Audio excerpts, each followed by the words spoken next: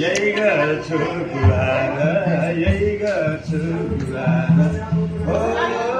दिन दुखीको फेर्नु न बुहार अहिलेको तिहार